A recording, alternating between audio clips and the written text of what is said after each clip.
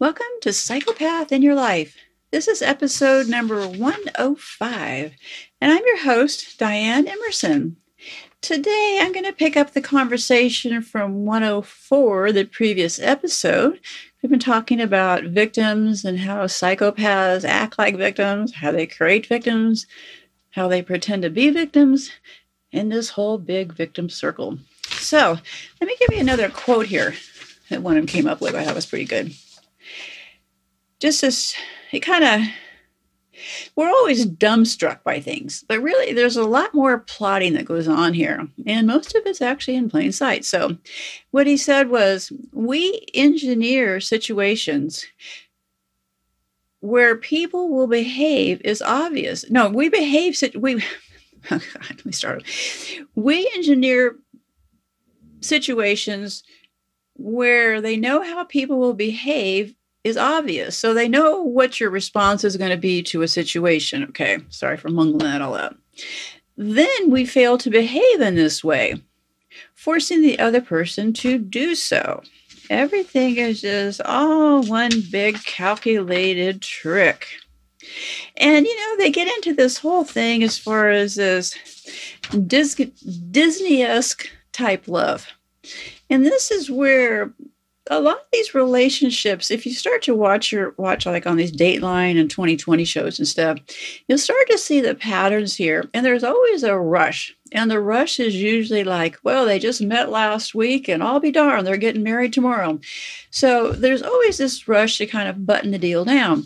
And part of the reason for that is because it depends on how well that psychopath can keep their mask on. And that has to do with how they were raised, sophistication, education, all those elements. So the trick with them is keeping that mask on, because if a victim saw that evil, they certainly wouldn't become a victim. So they have this idea that they blame the victim, and they say that if they weren't so out there with their ideas of what relationships should be, and then they said that they should and then it gets intruded on and replaced with something even remotely realistic. And by now, you'll most likely find that you'll be attracting the person that you wish you hadn't.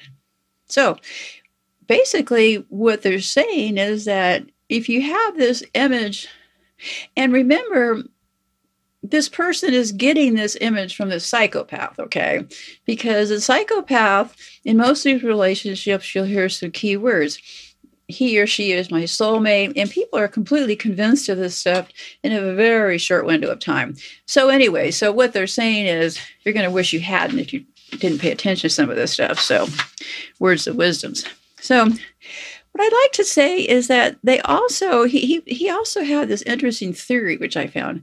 And why they're talking about this idealizations is because the initial part of the early part of the relationships is to get people to idolize the person. So what happens is they extract information from the victim, or potential victim. The victim gives up the information. So then there's a bonding that takes place. And then they start to actually idealize this person, because this person is not only hearing them when other people may not have, but it becomes, like he describes it, it makes it easy to manipulate when you have that idealization going on, that this person's just the perfect person on earth, whether employee, lover, whoever they are. So that becomes such a powerful motivator. So that's what starts to set that bond there. And so as he goes on to describe it, it allows you to sell an idea to someone who really wants nothing more than to buy it before you even open your mouth. Pretty good trick, huh? It's buy before you try.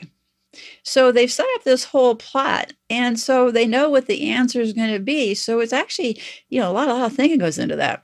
And he goes on to talk about it. He goes, I've certainly had blazing rows where I've played the victim in cruel and unreasonably expectations or bizarre twists of fate. But you know what? I was really rattled, and I didn't intend to be that way. Yeah, I'm sure he didn't. So he goes on to say, as most people want to believe a lie, which I believe this is true. I think there's some saying that it's easier to convince somebody of a lie than it is to convince them that it wasn't. And that was part of the whole propaganda from Goebbels during World War II, was that in order to tell a good lie, to get people to believe it, is just tell it often and frequently enough, and people will start to believe it. And this is where I really we need to get into critical thinking. Just because somebody says something, don't accept it at face value. So he's talking about this lie stuff. So that's why it works. And let me repeat it. So most people want to believe in the lie because it keeps their world intact. So the truth would shatter my perception of reality. So what they're saying is that you're going to have growing temptation to see it as something more, because they will have set you up for all of this. But remember, what they're telling you are just words. There's nothing behind all of that. So he goes on to say, on one hand, I can see how it would be difficult for a normal person to cope with that kind of environment for long. Yeah, well, that's why they keep going. On the other, I think perhaps some of you might consider how lucky you are. Yeah, I think a lot of us who've never been in one of these relationships are really lucky. And if you've been in one, you know. And it's interesting in the comments because it's pretty clear to me by people's responses who's been in one and who hasn't, because I don't know. People are believing a lot of different stuff. So he also feels, and I think this is an element of, I'm not saying that what he's saying is right. What I'm saying is we need to understand why they're thinking these things, okay? And he goes on to say, I think it's possible that there is an element of some people seeing gaslighting when there is none. Once the paranoia sets in, every little disagreement sets off that glimmer, that part of the dream being realized, and you run in panic. And he gets into, this is interesting because he gets, and I'll close with this, he gets into the complaining part because it's more detail than you probably want to know right now, but we got into this little row. I didn't publish the whole fight, but it wasn't really a fight, but it was a rather challenging back and forth because he was trying to complain about what a victim he was and how I was born this way and what a leg up I had on society and what a horrible thing it was to him. So yeah, he really went into the, he thinks that I was at an advantage.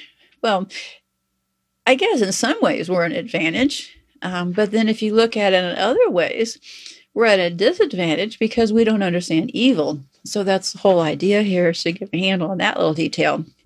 So what he went on to say was, I didn't have anyone to explain this to me. Well, I didn't have, see, this is the difference between a conscience and not a conscience. I mean, for example, if somebody in my life died,